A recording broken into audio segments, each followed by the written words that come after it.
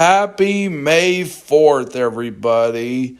I'm Henry R. Mockingbird, your host with the mustache.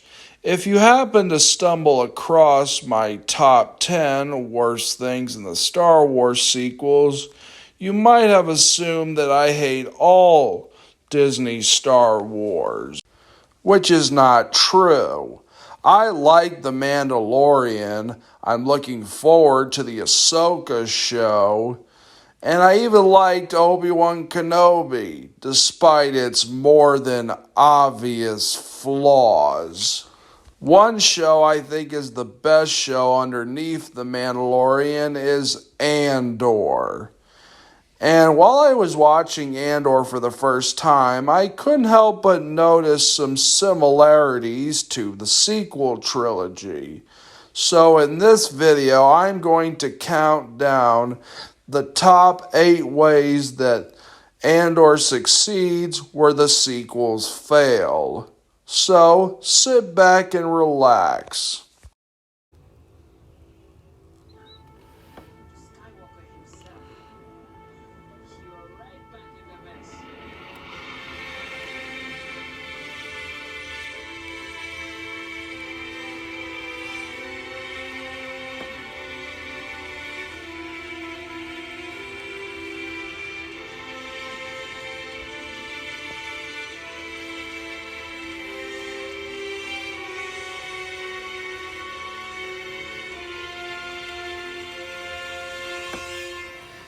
8. Dr. Qualipad kinda looks like Maz Kanata. A young rebel fighter named Minik gets flung across and gets crushed while Cassian and the other rebels are trying to escape. They try to get Nemec to a doctor, but unfortunately he doesn't make it. Is it just me, or does the doctor look familiar? Who does he look like? Oh, I know. He looks like Maz Kanata from Force Awakens. Yeah, he does look like Maz Kanata.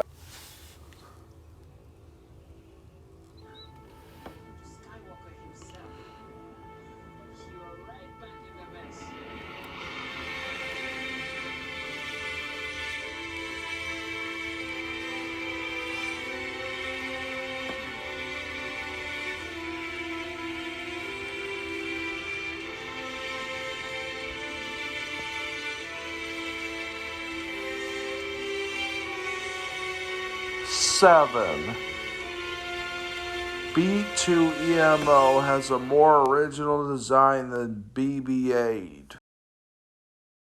Droids have been with Star Wars since the beginning, from iconic ones like C-3PO and R2-D2 to more present-day ones like K2SO. But the one I want to focus on is B21MO, aka B. I want to compare him to another droid, BB-8, more particularly their design and how they look different. BB-8 is more shiny. It looks more like another certain droid. R2-D2? Anyone? BB-8 looks exactly like R2-D2. The main difference being is that he has a hamster wheel to move around in. He also looks shiny and smooth, as opposed to B2, who looks more boxy. And unlike BB-8, who basically made a bunch of beeping sounds, B2 actually has a voice and can communicate with it rather well. And you really connect with him because he feels like a part of the family.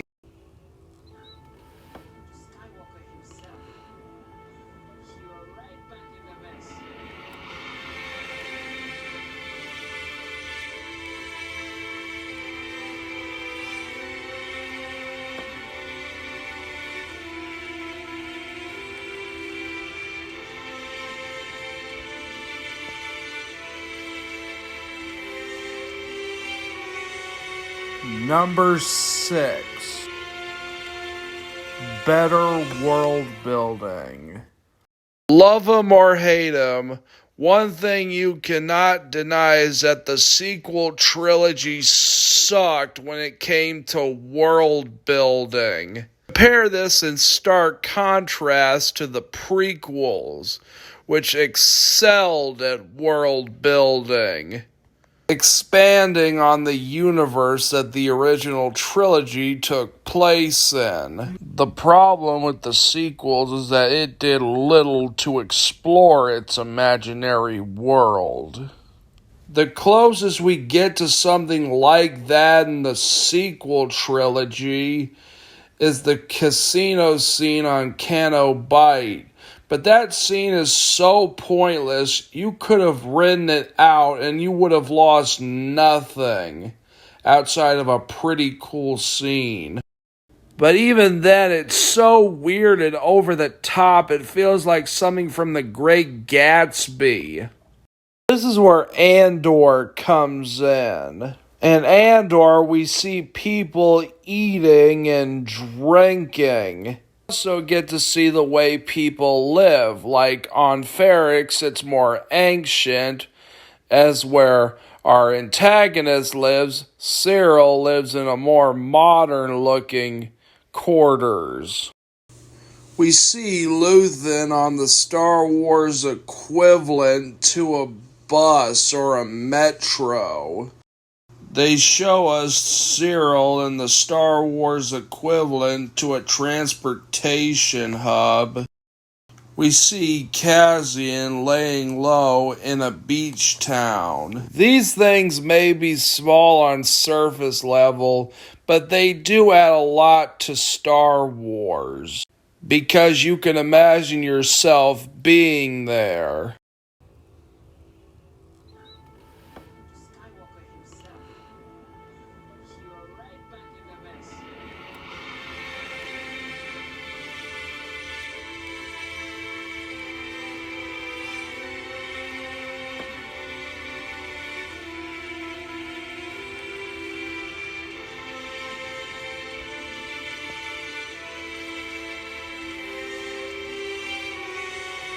Number 5. Andor does the message of found family better. There's a lot in my top 10 worst things in the Star Wars sequels video I stand by, but there's one I have changed my mind on. And that is somewhat regarding Rey. In fact, what did I say in that video again? She never changes. She never learns. Yeah, throw that statement in the dumpster, will you? Because to say that Rey doesn't learn anything or doesn't change is not exactly true from a certain point of view. Because she does go through a character arc in both The Force Awakens and The Last Jedi. We see her marking down the days until her parents come back. She tries to find father figures in both Han Solo and Luke Skywalker. But as Maz points out, dear child, I see your eyes. You already know the truth. The belonging you seek is not behind you. It is ahead. And by the end of The Last Jedi, she finally finds what she's been seeking in the Resistance. Learning that the people who are the closest to you can be your family. You could make the argument that that is the message of The Last Jedi, not failure is the greatest teacher. The problem is that Rise of Skywalker ends up throwing this message out the window. Again, this is where Andor comes in. Cassian, very much like Rey, is looking for his lost family. In this case, his sister. We see him living on a planet called Canary with his sister. We also get to see how he was adopted by Marva. She pretty much saves his life and takes him to her planet, known as Ferrix. Andor highlights their relationship, as there is a love and trust amongst the two. The point where it's cemented in your mind that these two are mother and son. You can see and really feel the love between the two.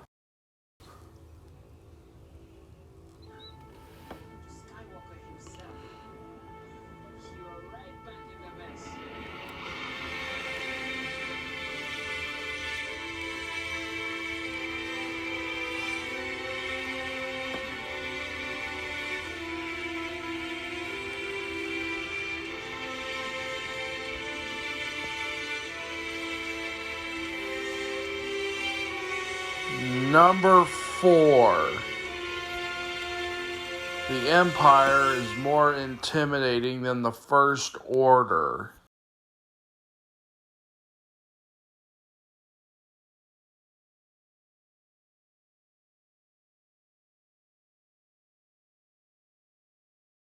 This is the second and probably last time I'm going to talk about the First Order.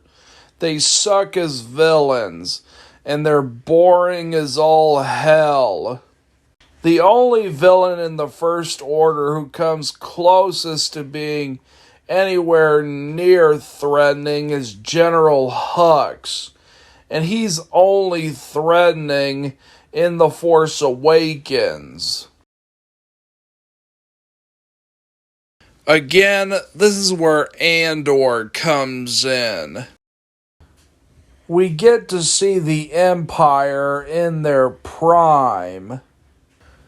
We get to see the way that they torture their victims, which is really screwed up.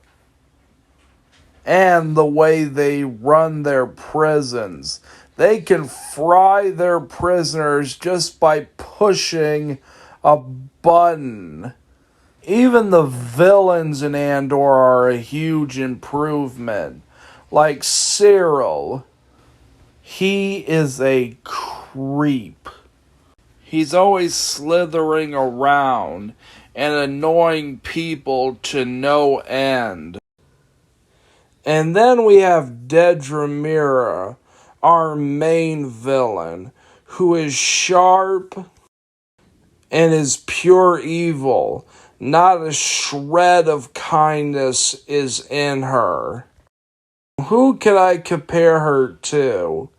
I guess I could compare her to the screaming jackass that is Kylo Ren, but no, that's hanging fruit.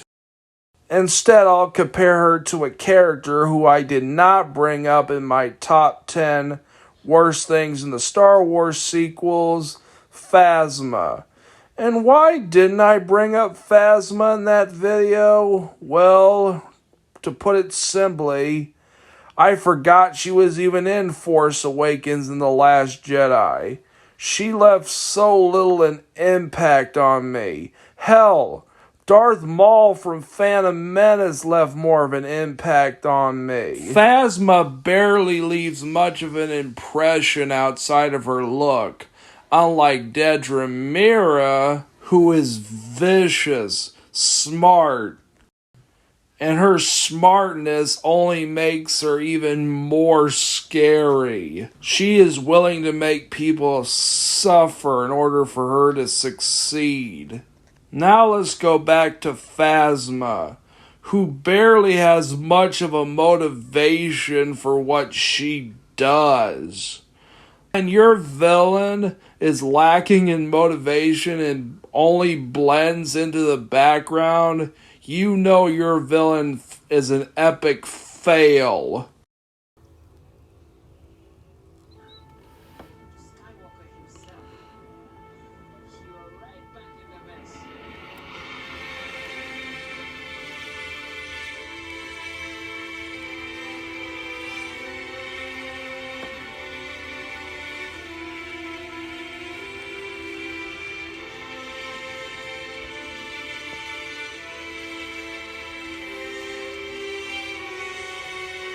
Number 3. Tarmin has the same backstory as Finn. We have a very unusual rebel named Tarmin, who is later revealed to us that he is a stormtrooper who left the Empire after witnessing a massacre. I wonder why that backstory sounds familiar. I know, it's Finn. I mean, both Tarmin and Finn have the same backstory. Although I'll give the sequel some credit for actually showing us the massacre. And for having Finn do some cool stuff, like fighting a stormtrooper with a lightsaber. And for having Finn lead a troop into battle in Rise of Skywalker.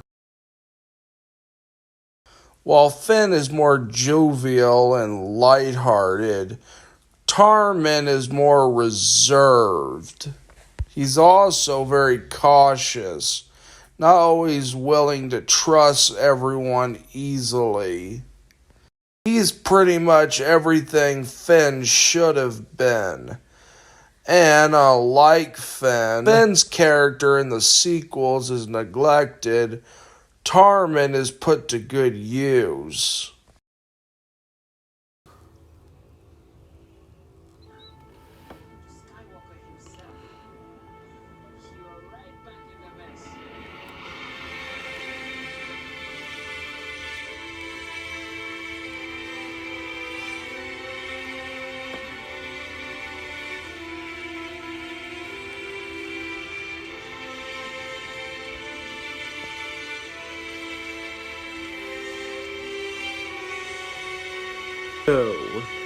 A spy. In Rise of Skywalker, it's revealed that General Hux is a spy. Yep, he's just a spy. And we don't know how long he's been a spy. And the only reason he has for being a spy is because he doesn't like Kylo Ren. Because, yeah, risking your entire military career is worth all that. Oh well, I guess it doesn't matter, because he ends up getting shot anyways. There's a very similar subplot with Lieutenant Gordon. And unlike Hux, we actually get some foreshadowing to this. We see him visiting the rebels. And when it's finally revealed by the Empire that he's a spy for the Rebel Alliance, he's pretty much told, "You'll be hanged for this." And he says, "After working for you for many years, I deserve worse."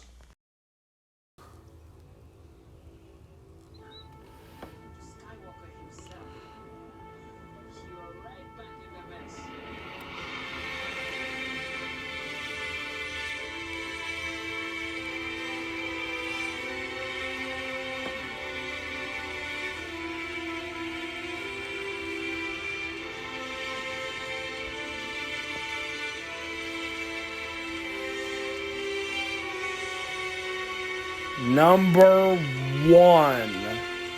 Andy Circus playing Kino Lloyd. Now let's talk about the best character in all of Andor, Kino freaking Lloyd. Played wonderfully by Andy Circus. And as most of you Star Wars fans already know, he also played Snoke. And boy, did he ever play Snoke. He was chilling. He commanded a presence on screen. And Kino Lloyd, on the other hand, also commanded a great presence whenever he was on screen. He's a prisoner, but he's in a position where he's in charge. And the scenes with him are pretty damn intense and can be very brutal. And he sacrifices himself. He makes the ultimate sacrifice for his men, knowing that he cannot make it out. But on the off chance he doesn't make it out, at least he goes out with a bang, unlike Snoke, who goes out with a whimper. Well, that's the end of my video. I hope you enjoyed it. I'm Henry R. Mockingbird, your host with the mustache, signing off, and have a happy May 4th, Star Wars fans.